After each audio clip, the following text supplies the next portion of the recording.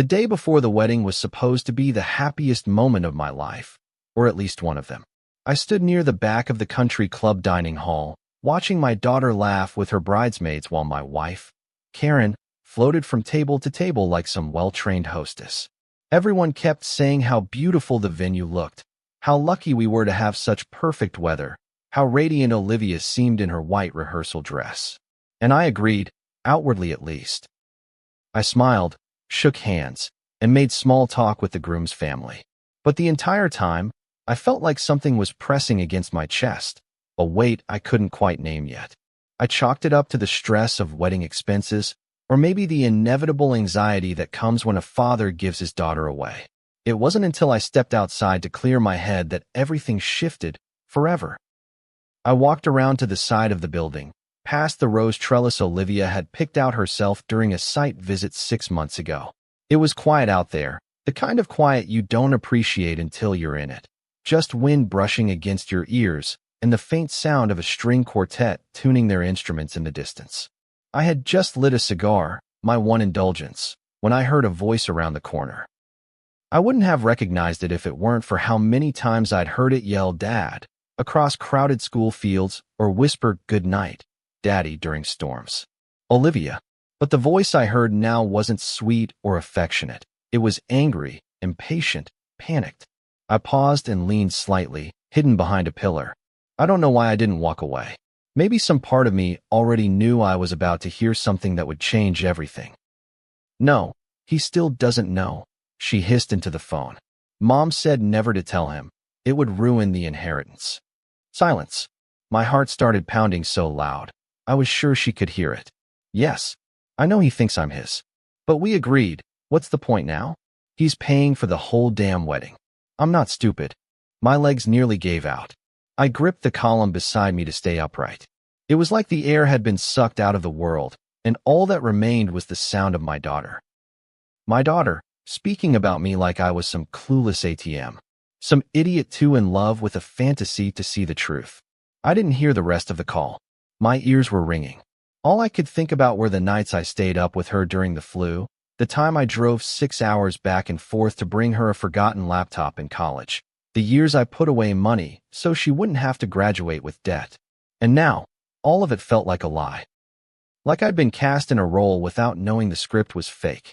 When I finally stepped back inside, I wore the same smile I'd left with. I made it through the toasts. I gave her fiancé a firm handshake and told him to take care of her. I laughed when someone asked if I was ready to give her away. And when Karen looped her arm through mine and whispered, "Tomorrow's going to be perfect," I nodded without a word. I didn't sleep that night. I lay in bed, staring at the ceiling, wondering how long the lie had lived in our house. How many moments were tainted by what they both knew and I didn't. I thought about confronting Karen, demanding the truth. But what would that do? Derail the wedding?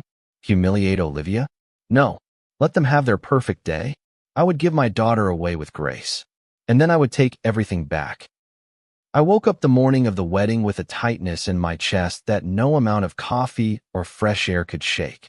Karen lay beside me, already scrolling through her phone, smiling at texts from family and vendors. She was humming, like it was any other happy, normal day.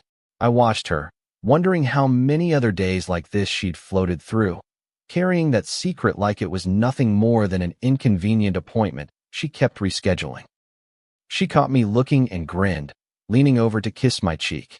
"Big day," she said, her eyes bright. I nodded, unsure if I could speak without letting the grief slip through. I kept thinking, if she could hide something like that from me for 25 years, what else was she capable of? The house buzzed with movement. Bridesmaids arriving, curling irons hissing, laughter echoing down the halls. Olivia was in her old bedroom, being prepped by a small army of stylists and friends, none of whom noticed me standing in the doorway for a moment too long.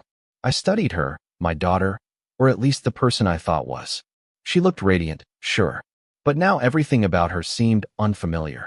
The way she tilted her head, the sharpness in her tone when she corrected the hairstylist.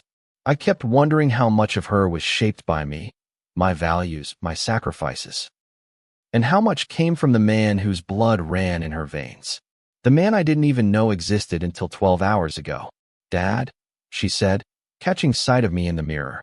Her voice softened just enough to hook into my heart. "You okay?"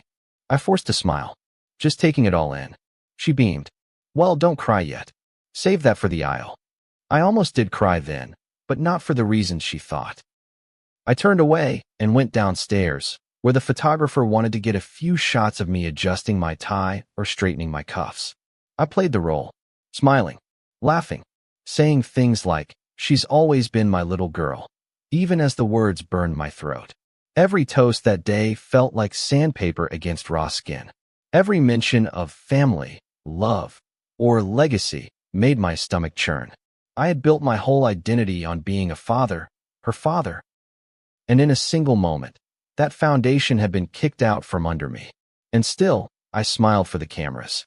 The ceremony was held at a small vineyard just outside town. Picturesque. The kind of place you rent when you want everything to look perfect in the wedding album, even if everything underneath is broken. I stood in the back of the venue, clutching her bouquet, waiting for the music cue. Olivia took my arm, her fingers light against mine. I looked down at her. She looked nervous. Genuinely nervous, but not about me. She had no idea I knew. No idea that every step I took down that aisle would be the last I'd ever take with her as the version of myself she'd always known. The music swelled, and we walked. Guests turned. Phones rose. I focused on the path in front of me, not daring to look at Karen seated in the front row. My hand trembled once, but I steadied it. Olivia glanced at me and whispered, "Thank you for everything, Dad." And just like that, the knife twisted deeper. I handed her off. I kissed her cheek. I stepped back into my place and watched her vow her life to someone else, knowing full well that the most sacred vows between her and me had already been broken long before this day. I didn't cry. I didn't flinch. I didn't storm out. But something inside me cracked, quietly and permanently. After the ceremony, I shook hands and posed for photos. I gave a toast at the reception, short and sweet. Just enough to satisfy appearances. I looked at Karen across the table, and for a moment, I tried to imagine what kind of woman could keep a lie like that going for decades. Had she ever felt guilty? Had she ever thought about telling me the truth? Or was the lie just more convenient? That night, after the last dance and the final sparkler send-off, I went back to our hotel room and didn't say a word. Karen fell asleep within minutes, worn out from the day. I sat in the armchair by the window and stared out at the vineyard, bathed in moonlight. I thought about everything I'd given, emotionally, financially, spiritually. I thought about all the ways I'd shown up, while someone else had simply donated DNA and been allowed to stay in the shadows. I thought about trust and how once it's broken, nothing ever feels the same. By sunrise, I had made my decision. I didn't sleep that night, not even for a minute. I watched the sky change from black to gray, listened to the slow hum of air conditioning, and stared at Karen's sleeping silhouette beside me. She looked peaceful, innocent, even. That's what stunned me most. How convincingly she wore the mask. I had spent more than 2 decades sharing a bed with someone who carried a secret this corrosive, and yet she slept like a woman without a single regret. I couldn't tell if I admired the audacity or loathed it. Maybe both. My mind wandered to all the times I'd asked about Olivia's baby photos, about the timing of her pregnancy. She always had quick, clean answers. Now those answers felt like scripted lines in a well-rehearsed performance. I was never supposed to know the truth. That was always part of the plan. By 6:30 a.m., I was showered, dressed, and pacing the hotel room. I left Karen a note, just a simple, "Went for a walk, be back soon." But it was a lie. I wasn't going for a walk. I was going to burn it all down. The wedding may have gone on as planned, but I wouldn't let the next chapter of this charade unfold on my dime. I drove straight to my lawyer's office. No appointment, no warning. I showed up when the doors opened and told the receptionist I needed to revise my will immediately. The woman raised her eyebrows, probably assuming I had some urgent medical diagnosis. In a way, I did, only the cancer wasn't in my body, it was in my home. My attorney, Mark, was a no-nonsense kind of guy. We'd known each other for years, but this was the first time he'd ever seen me truly unhinged. He poured me a coffee and sat across from me in the glass-walled conference room. blinking at the venom in my voice as I explained what I needed done. I was calm, but there was a steel edge to every word. I told him to remove both Karen and Olivia from every asset, every policy, every provision. I wanted it airtight, ironclad. I didn't want Olivia to get a single penny after I was gone. Not 1 cent of the inheritance she and her mother had schemed to protect by keeping me in the dark. She's still your legal daughter, Mark said cautiously, tapping his pen against a notepad. Are you sure you want to? I'm sure, I snapped. Blood or not, she made a choice. She knew. She stayed quiet. He nodded slowly. We'll set up a trust. You can reallocate everything to someone else. A charity. A foundation. Whoever you want. Anyone but them, I said. Make sure it's bulletproof.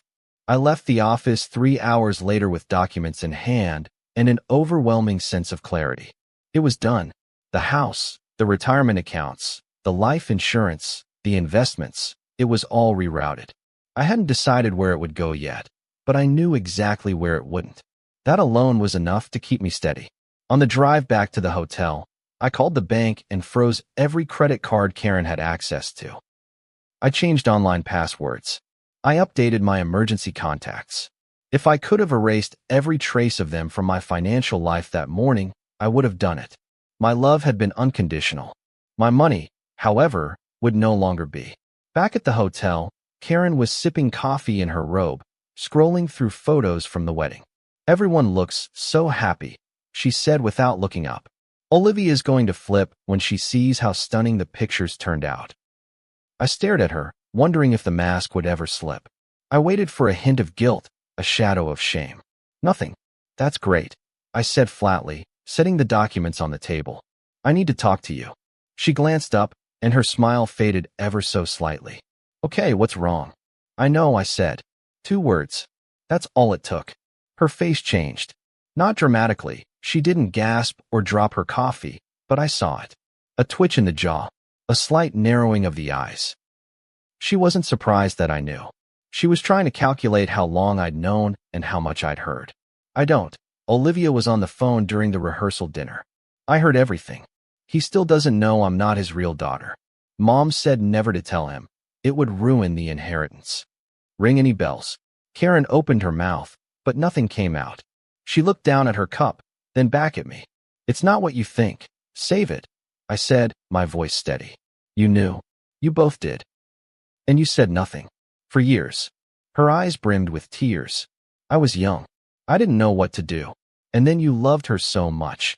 How could I take that away from you? That's not love, I said. That's control. That's manipulation. You didn't protect me. You protected your lie. She stood up, trembling now. She is your daughter, in every way that matters. You raised her. She calls you dad, because you taught her to lie? I snapped. You both did. We stood in silence, the hum of the mini fridge filling the space between us. Finally, I grabbed my bag. I'm filing for divorce. The cards are frozen. The accounts are changing. You can tell Olivia whatever you want. But as far as I'm concerned, I walked her down the aisle yesterday as a courtesy. That chapter's closed. Karen didn't follow me, didn't scream, didn't beg. She just sank onto the edge of the bed and stared at the floor, like a woman who'd gambled everything and finally realized she lost. The papers were filed 3 days later. I stood in the county courthouse, watching the clerk stamp the documents like it was any other transaction, like the end of a 27-year marriage was just another box to check. I felt numb, not angry anymore, not even hurt, just emptied out. Like I'd poured every last ounce of myself into that family, and now all that remained was the shell of a man who used to believe in something as fragile as trust. I didn't wear a tie. I didn't call Karen to let her know. I wanted it to be clean, surgical. I'd said everything I needed to say in that hotel room. And still, part of me couldn't shake the image of her just sitting there, head bowed, accepting the end like she always knew it was a possibility. I didn't go home that night. I checked into a small, extended-stay motel off the interstate. It wasn't glamorous, but it was mine. No fake smiles. No lies humming beneath the floorboards. Just quiet. I ordered cheap takeout and stared at the wall while the news played in the background. I must have played that conversation with Karen 100 times in my head, rewinding certain lines, dissecting every tone and glance. But no matter how I examined it, the truth stayed the same. They lied. For decades. And it wasn't just the fact that Olivia wasn't biologically mine. It was the sheer ease with which they had agreed to keep me in the dark. Like my love, my identity as a father, was just another asset to be managed and exploited. Olivia called the next morning. I stared at her name on the screen until it stopped ringing. She called again an hour later. Then she texted, "Dad, can we talk? Please." I didn't respond. I didn't know her that anymore. But the messages kept coming.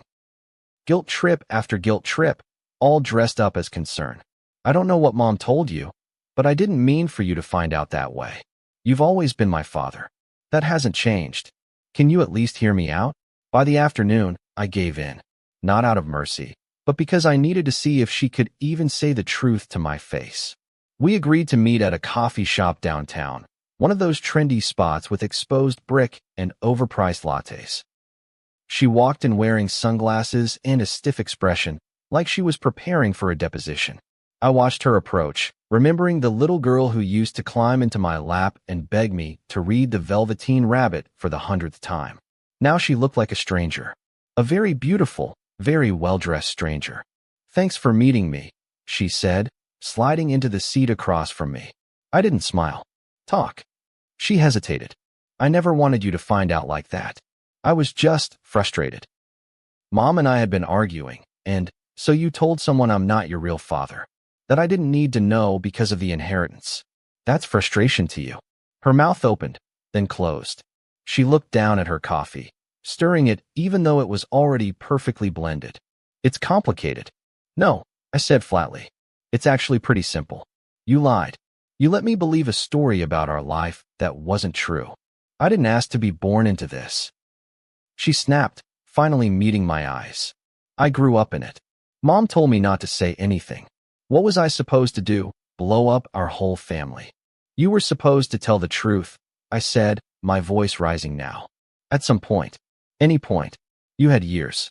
And instead, you cashed in on the lie." She recoiled, and for a second, her composure cracked. "You're still my dad. You raised me." "I did," I said. "And you let me." The silence that followed was the loudest sound I'd ever heard. I could see the wheels turning in her head, calculating what she could say to soften this, to salvage whatever she thought could still be salvaged. But I was done negotiating with ghosts. "I rewrote the will," I said finally. "You and your mother are out. Completely." Her jaw dropped. "What?" "You heard me. You're punishing me for something I didn't choose." "No," I said. "I'm protecting what's left of myself. You made a choice to let me live a lie, and now I'm making a choice to end it." She stood abruptly, knocking her chair slightly. "You're cold," she said, her voice trembling. "You're just abandoning me." I stood too, slow and steady. "No, I'm just finally seeing you clearly." She stormed out, leaving her untouched coffee and a small crowd of curious eyes in her wake. I stood there a moment longer, then left a 10 on the table and walked out into the sunlight, feeling the sharp sting of freedom. 2 weeks passed before I saw Olivia again. I hadn't planned to see her at all, but she showed up at my doorstep like a ghost that refused to stay buried. I had moved into a rental house, small, 2-bedroom, barely furnished beyond a couch, a coffee table, and a mattress on the floor. I didn't want the distraction of furniture. I didn't want comfort. What I wanted, more than anything, was distance.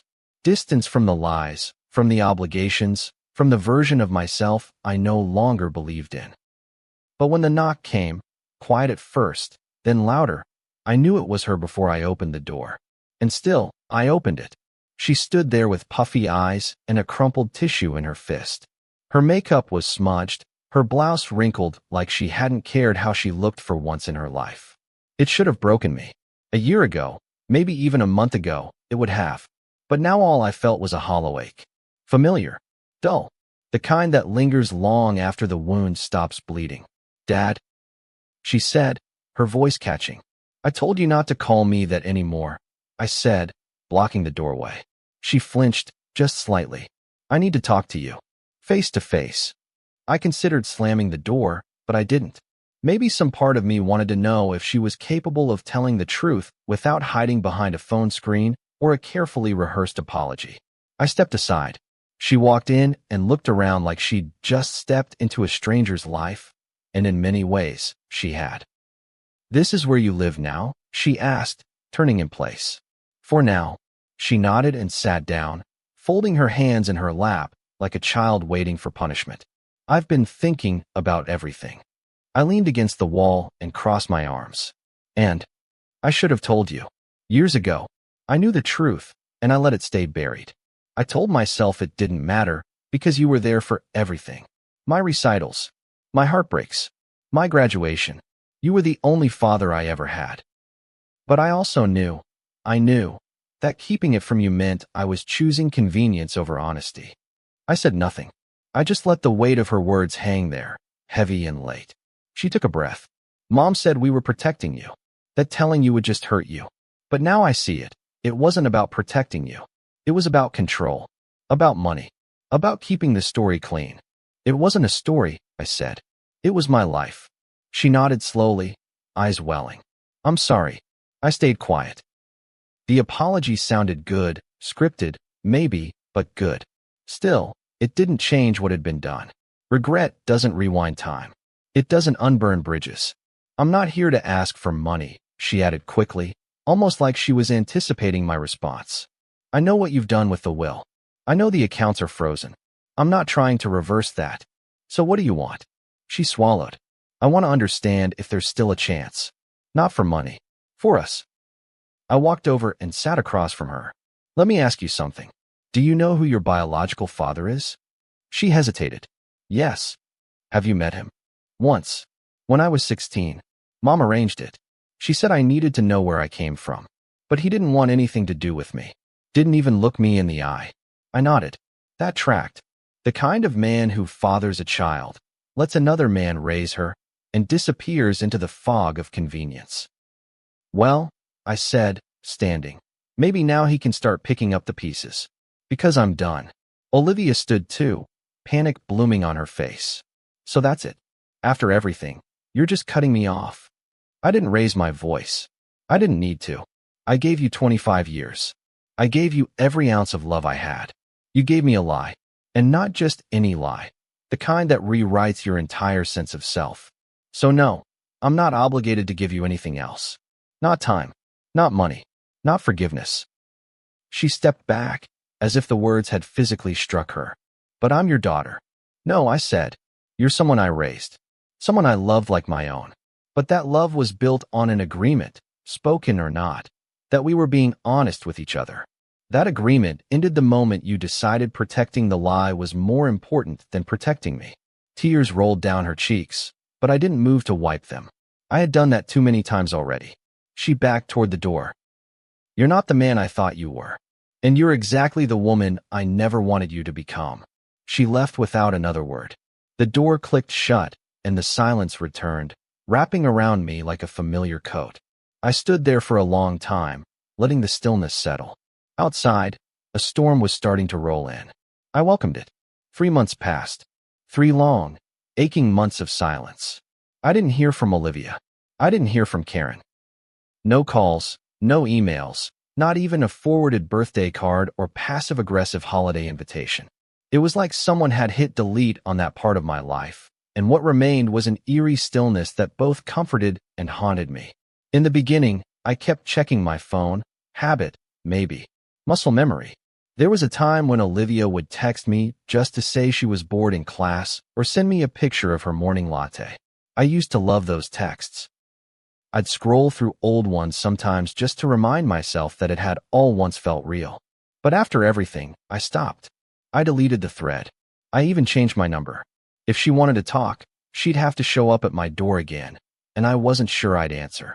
The house I lived in now was smaller but cleaner in ways that had nothing to do with dust. There were no fake smiles in the hallways, no whispers behind closed doors. I spent my days fixing things. Caulking windows, painting trim, unclogging a sink I'd installed wrong the first time. It was the first time in years I'd done things for myself without worrying if it would please someone else. That freedom was strange at first, but over time, It became something I craved. I realized I had never really been alone before, not in the emotional sense. Even in the quietest moments of my marriage, I'd still been orbiting around someone else's comfort. Now, I was learning what it meant to sit with my own silence and not flinch. One morning, a manila envelope arrived in the mail, no return address. Inside was a photograph. Olivia, about 5 years old, in a pink tutu, grinning with a gap-toothed smile as she clung to my neck. I remembered the day. Her first ballet recital. She'd frozen halfway through the performance, and I had stood in the wings clapping anyway, mouthing, "You're doing great," until she started to move again.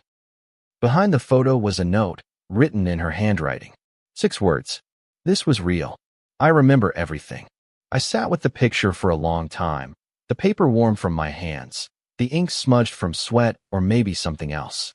I didn't cry. I didn't call. But I didn't throw it away either. I placed it in the top drawer of my desk, between old tax documents and an unopened birthday card from a friend I hadn't spoken to since the divorce. I wasn't ready to forgive, but I could remember. I could honor what had once been true, even if everything after it wasn't. Not long after, I ran into Karen at the grocery store. She looked thinner, pale. Her hair was pulled back into a tight bun, and she wore sunglasses indoors, as if still hiding behind something. We locked eyes in the produce section. I could have turned away, walked to another aisle, pretended I didn't see her. But I didn't. I stood still and waited. "Hi," she said, adjusting her grip on a basket full of grapes and overpriced juice. "Karen." Her voice shook slightly. "You look well." "I am." She swallowed. "I heard about the house. Olivia said you're settling in." "I am." She gave a short, awkward laugh. "You always were stubborn. And you always were a good liar." Her face fell. I didn't say it to hurt her. I said it because it was true. And for the first time in our history, I was done sugarcoating the truth just to keep the peace. There was no more peace to keep. "I didn't want it to end like this," she said softly. "But you were okay letting it live like that," I replied. She nodded, and to her credit, didn't argue. "She misses you." She had her chance. I know. We stood there in silence. Two people who had once shared a life now reduced to strangers who couldn't even finish a conversation about fruit. Eventually, she turned and walked away. I didn't watch her go. The fallout hadn't stopped with our family. Word had gotten around. Cousins asking questions, old friends calling to check in, some subtle, some not. One even had the nerve to say, "Well, at least you found out before putting her in the will." I stopped answering those calls too. I didn't need their pity. I didn't need their validation. I had made my choice, and for once in my life, I wasn't looking for approval. The freedom wasn't just from them. It was from needing to be the person everyone expected me to be. There was a finality to it all now. The kind of clarity that doesn't come from closure, but from acceptance. I wasn't angry anymore. Just resolved. I still thought about Olivia. Not every day, but often enough. I'd see a father with his daughter at the park, or hear a certain song on the radio, and for a second I'd feel the tug of something that once was. But then I'd remember the phone call, the lie, the betrayal buried beneath years of staged smiles, and the moment would pass. One afternoon, I walked a trail near my house, a winding path through tall pines and scattered oak leaves. I'd walked it many times before, but this time felt different. It was quiet. Just me and the wind and the sound of gravel beneath my boots. I reached a small clearing with a bench and sat down. I took out my phone, looked at the empty call log, and let out a breath I hadn't realized I'd been holding. That walk, I realized, was my last one as the man I had once been. The husband, the father, the provider, the man who gave everything and asked for nothing in return. That version of me was gone, and in his place stood someone new. Someone scarred, but stronger. Someone who had finally learned that love, when twisted into obligation, stops being love at all. If you've ever had to cut ties with someone you loved because the truth hurt more than the silence, then you understand what this story is about. Family is more than blood. It's about honesty, respect, and choice. Tell me, would you have walked her down the aisle? Or closed the door the second you heard that call? I want to hear your story. Leave a comment. And let's talk about what loyalty really means. See you soon in the next story.